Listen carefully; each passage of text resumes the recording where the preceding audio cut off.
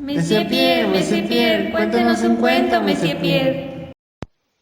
Esta es la historia de Jérôme y de Neville, dos jóvenes que eran aprendices en una imprenta de la calle Saint-Séverin de París durante el siglo XVIII. Todos los días Jérôme y Neville tenían que levantarse muy temprano a hacer la imprenta, antes de que llegaran los primeros trabajadores. Estos casi siempre aparecían a las 7 de la mañana, lo cual apenas les dejaba tiempo suficiente para terminar de limpiar el lugar.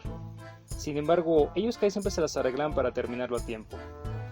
Poco después también llegaba el capataz, que dirigía el negocio cuando no estaba el patrón.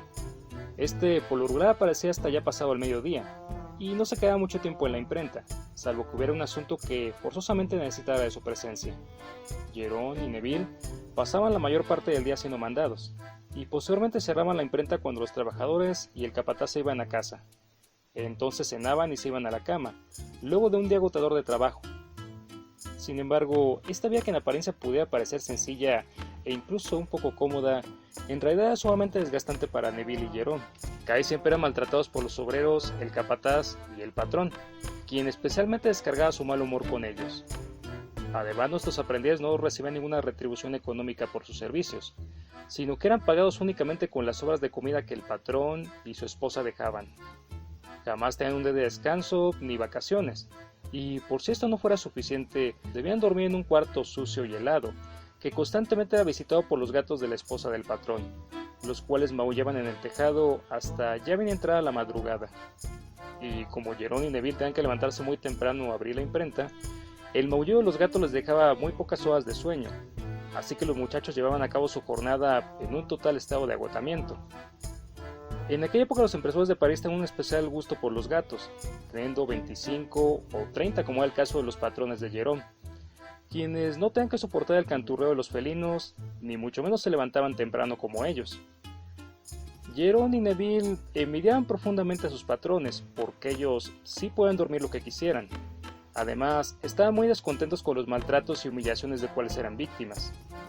Un día Neville se hartó por fin de toda esta situación y decidió ponerle fin al problema de los gatos y a sus infernales serenatas. Neville era un muchacho bajito y escuálido. Sin embargo, lo bajito lo compensaba con ingenio, ya que era el mejor bromista de su pueblo. También era capaz de imitar cualquier sonido o voz que él quisiera, pudiendo representar personas o incluso animales. Y fue gracias a estas dos cualidades que Neville tuvo la idea de una noche treparse al techo más próximo a la recámara del patrón. Una vez ahí, el muchacho comenzó a chillar y a maullar como lo hacían los gatos sobre su cuarto. Esto desquició profundamente a los patrones, quienes no pudieron dormir ni esa ni las noches que siguieron, debido a que Neville repitió la operación durante toda una semana. Una mañana por fin, el patrón le ordenó a los dos aprendices que se deshicieran de los gatos, excepto de Grisi, la gata preferida de su esposa. Entonces Jérôme y Neville pusieron manos a la obra, solicitando también la ayuda de los obreros, quienes, armados con varillas y palos de escoba, persiguieron y asesinaron a todos los gatos que se encontraron, actividad que realizaron con mucho gusto y dedicación. Al final acorralaron a los gatos supervivientes y los capturaron para hacerles un juicio a modo de parodia, del cual fueron declarados culpables por no dejar dormir en las noches. Y una vez culpables, los felinos fueron ejecutados como si se tratara de prisioneros de verdad. Ah, por cierto, la querida gata Grisi fue la primera en ser asesinada por los obreros, que con mucho cuidado ocultaron el cadáver para que la patrona no se fuera a dar cuenta. No obstante, esto no impidió que la patrona gritara de horror al ver el cuerpo de un gato, el cual confundió con Grisi. Los obreros inmediatamente le explicaron que no se trataba de su gata, y le juraron que jamás haría una cosa así. El patrón, al escuchar el grito de su mujer, salió para ver qué había ocurrido. Entonces vio que todos los trabajadores habían dejado su trabajo para irse a cazar gatos, y se puso furioso. Mas, cuando estaba a punto de regañar a los obreros, su esposa lo convenció de que se quedara callado, haciéndole entender que la excitación de los trabajadores bien podía desembocar en una rebelión si se los agredía en aquel momento. El patrón y la señora se retiraron, y entonces los trabajadores improvisaron una fiesta en el lugar donde había ocurrido la matanza, riéndose y parodiando la reacción que habían tenido sus patrones al ver lo sucedido. De todos los ahí presentes, Neville fue el que mejor replicó a los patrones, actuando y reactuando la escena durante varias horas seguidas, a petición de los obreros, quienes nunca parecían cansarse de escuchar la representación del muchacho, e incluso, varios días después seguían pidiéndole que los deleitara con sus grandes dotes de imitador. Oye, no manches, qué asco. ¿Cómo que unos obreros matan a unos gatos indefensos y encima lo festejan como si fuera una gracia? Óyeme, no manches, no seas culero. Bueno, sí, la verdad eso es un acto de crueldad y de salvajismo que pues no debería ocurrir ni en esa ni en ninguna otra época. De hecho, a mí en lo personal, fíjate que no me gusta el maltrato animal. Lo odio, lo aborrezco. Y cuando veo en las noticias que tal o cual mató a un perro o torturó a un gato, pues digo, no manches, ojalá y que la mamá de ese sujeto hubiera sido estéril, la verdad. Y cuando vi este caso y vi las imágenes que lo retrataban, pues sentí como si alguien me hubiese hecho rechinar un pizarrón. Ándale, así como en la película de Tiburón. De tan incómodo que me sentí viendo aquella barbarie. Luego me la pensé mucho antes de decidirme hacer este video por lo fuerte del tema. Pero finalmente comprendí que detrás de toda esa crueldad y de toda la mierda que puede llegar a ser el ser humano, pues cuando vemos en este caso hay un contexto histórico de fondo, que nos da a conocer cómo era la cultura parisina de aquel entonces. Y ojo, no estoy justificando el hecho, solamente digo que pues puede servirnos para entender cómo era la gente de aquel entonces. Y es que realmente pues no hace falta recurrir a estudios sociológicos, psicológicos, para saber cómo es la cultura de un pueblo. Solo basta con que te fijes bien en la comida, en las celebraciones, en los modos de la gente, para saber qué es lo que les gusta, lo que no les gusta, si valoran tal o cual cosa, o bien cuáles prejuicios tienen. Por ejemplo, en las fiestas, pues ves el tipo de música que les gusta, o qué canciones estaban de moda en una época determinada. Igual, en los platillos puedes ver qué alimentos consumen en dicha región. Y bueno, no me dejarán mentir los mexicanos. Aquí pues no es lo mismo la gastronomía del norte que la gastronomía del sur. Y algo similar pasa con la matanza de gatos, que también por ahí tiene sus propias particularidades y, bueno, características que nos enseñan cómo era aquel rincón del mundo y del tiempo. En primer lugar, esta nos muestra que los obreros pues también sentían un profundo odio hacia sus patrones, igual que lo sentían Jerome y Leville. Recordemos que la matanza de gatos la hicieron con gusto, y hasta se pusieron creativos a la hora de efectuar la parodia del juicio. Y esto no es porque fueran unos psicópatas. Bueno, a lo mejor sí, pero además de esto, pues era la oportunidad perfecta para desquitarse indirectamente de sus amos, quienes, como vimos, sentían un profundo aprecio hacia los gatos. Toda esta antipatía hacia los patrones era porque la situación de los obreros era sumamente deplorable a mediados del siglo XVIII, pues los despedían con cualquier pretexto, y con bastante frecuencia, de tal modo que a ver a los trabajadores de una semana pues no eran los mismos que de la anterior. Encima de esto les pagaban sueldos de hambre, que no alcanzaban para mantener a sus familias, y a los aprendices los trataban como animales, como era el caso de Jerome y Leville. Como vemos, tanto aprendices como obreros pues tenían por ahí sus motivos para odiar a los amos, que para rematar exhibían privilegios que despertaban la envidia de sus subordinados, como dormir hasta tarde, comer mejor, vestirse mejor y cuanto lujo se les pudiera ocurrir.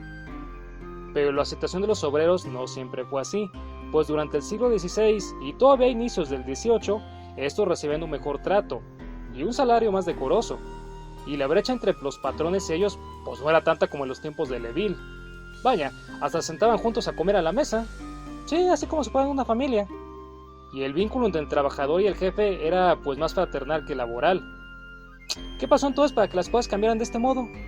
Pues pasó que el panorama económico cambió a mediados del siglo XVIII. Antes de esto había muchos talleres, tanto grandes como medianos como pequeños, donde el trabajo se hacía de manera artesanal.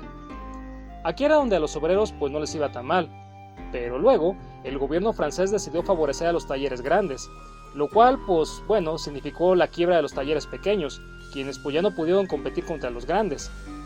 Entonces esos talleres absorbieron toda la mano de obra que había en los talleres pequeños, lo cual pues no hubiera sido tan malo, de no ser porque los propietarios de estos talleres pues ya traían las ideas de ver a los obreros como una herramienta desechable más que como un asociado. Y así la situación de los obreros pues se deterioró, mermando considerablemente su calidad de vida. Y por eso los obreros quisieron vengarse con los gatos, que eran vistos como una extensión de sus patrones. No obstante, además del enojo de los obreros, también existen por ahí otras cuestiones que intervinieron para que una simple cacería de gatos agarrara un tono festivo y grotesco. Las ceremonias y el simbolismo de los gatos. Desde el medievo y ya hasta comienzos de la Edad Moderna, en Francia la gente acostumbraba a hacer ceremonias de corte religioso, popular o folclórico, que podíamos comparar con las fiestas patronales que se hacen hoy en día en los pueblos y barrios de México. La más famosa de estas ceremonias era el carnaval, que era una celebración donde la gente prácticamente se volvía loca. Armaban un ruidoso y alocado desfile para divertirse y burlarse de cuanta cosa se les ocurriera. Pero no lo hacían como cuando buleas a la gorda del salón, sino que lo hacían de una manera satírica, con parodias que contravenían el orden natural de la sociedad, como por ejemplo, juzgando y condenando a un muñeco que representaba al rey. También hacían ruidos y gestos que normalmente se asociaban a situaciones humillantes, como la infidelidad de una mujer hacia su marido. Esto pues para mofarse simbólicamente de todos aquellos que habían sufrido una experiencia de estas. Pero hay más, ya que en los carnavales o en las fiestas también se llevaban a cabo actividades que conmemoraban el sufrimiento o el martirio de algún santo, como en el caso de San Juan Bautista. También se hacían rituales de corte esotérico, para atraer la buena fortuna o bien para alejar a los malos espíritus. En todas estas dinámicas el maltrato animal era un elemento bastante común, que de hecho ha sido retratado por escritores como Rabelais o Miguel de Cervantes. Y en lo animal que más utilizaban para estos eventos, pues sí, era el gato. Si eres sensible al maltrato animal, pues mejor te sugiero que muescas el video desde aquí hasta que dejes de ver la carita feliz en la esquina. ¿Preparado? Bueno, en los carnavales la gente metía gatos en sacos y los arrojaba a una hoguera.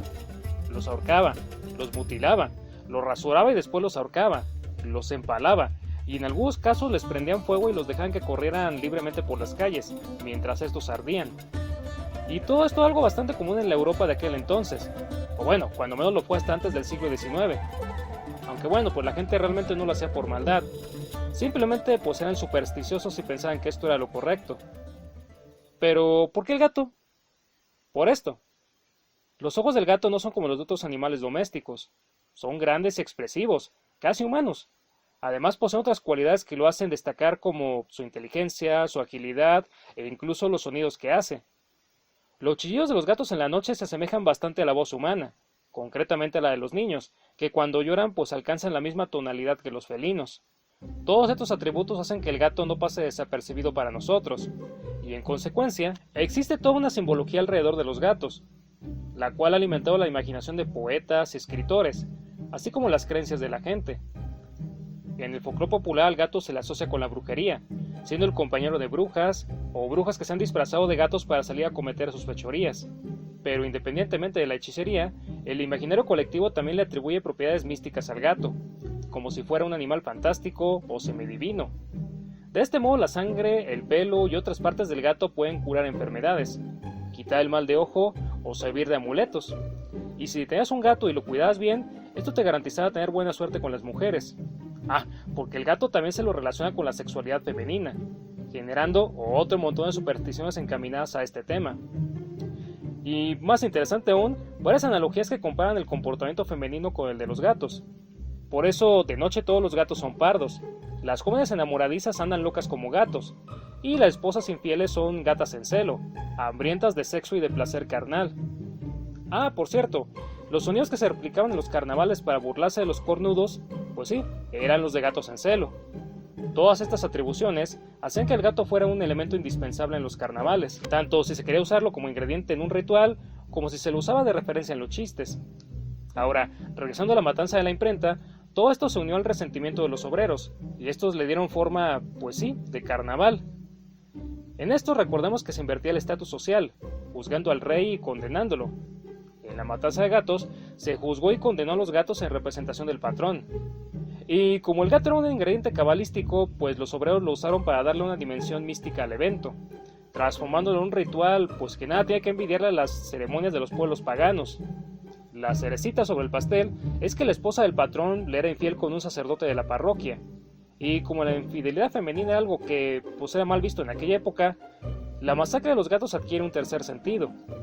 El matar a la gata Grisi, así como a los demás felinos, era una manera de amonestar a la patrona por ser infiel a su marido, y de paso, un método para burlarse de este, por sufrir la infidelidad. Y lo mejor fue que lo hicieron de una manera que el patrón jamás comprendió, por lo que la burla pues se quedó impune, sirviendo como una anécdota graciosa que los obreros recordaban cada vez que se querían reír. Y es que penosamente para los patrones de Leville, los burgueses pues no estaban tan ligados a la cultura de los carnavales como los trabajadores. Aparte, el patrón de la imprenta no era un hombre bastante listo, y prueba de ello es que nunca descubrió que su esposa le era infiel, aun cuando era obvio hasta para los empleados de la imprenta. Varios años después, un obrero le relató lo sucedido a un empleado del gobierno, quien lo registró en un archivo oficial, que después fue recopilado por el historiador Robert Darnton, en un libro que se llama La gran matanza de... ¡Una rata! ¡Toma! ¡Ay, ¡Toma! pero soy un ¡Muere! amarillo! ¡Ay! ¡Ay, ¡Toma! ay, ¡Toma! ay, ¡Toma! ay, ¡Toma! ay, ay, no! ¡Ay, ay! Dicen que el diablo está en los detalles, pues la cultura también. Los obreros de la calle Saint-Severin reunieron varias piezas de su universo y los pegaron en un ritual que nos permite asomarnos un poquito a la Francia de aquel entonces. Del mismo modo, puede que las fiestas de hoy en día pues le den pistas a la gente del futuro de cómo era la vida en estos años. Porque la historia es más que el recuento de las guerras y las biografías de los grandes personajes. También lo son la vida y las costumbres y las creencias de la gente común. Y bueno, antes de despedirme quisiera cerrar el video con una pequeña observación que por ahí encontré mientras leía este texto. La matanza de gatos pues fue producida por el odio que tenían los obreros hacia sus patrones. Y curiosamente unas cuantas décadas después también ocurrió la Revolución Francesa. Que digo, no digo que sea un evento que esté relacionado con la matanza de gatos. No, de hecho son eventos independientes. Sin embargo, a pesar de que sean eventos que no tengan una conexión aparente, sí podemos decir que la matanza de los gatos pues es una pequeña muestra del descontento popular que había en la Francia de aquel entonces, donde los sectores humildes y las clases trabajadoras pues bueno, se sentían oprimidos por los burgueses o por bueno, la alta nobleza. Lo cual bueno, pues sí, también nos sirve para entender en el contexto político a la Francia de aquel entonces. Mi nombre es Ayay López y les deseo una buena tarde.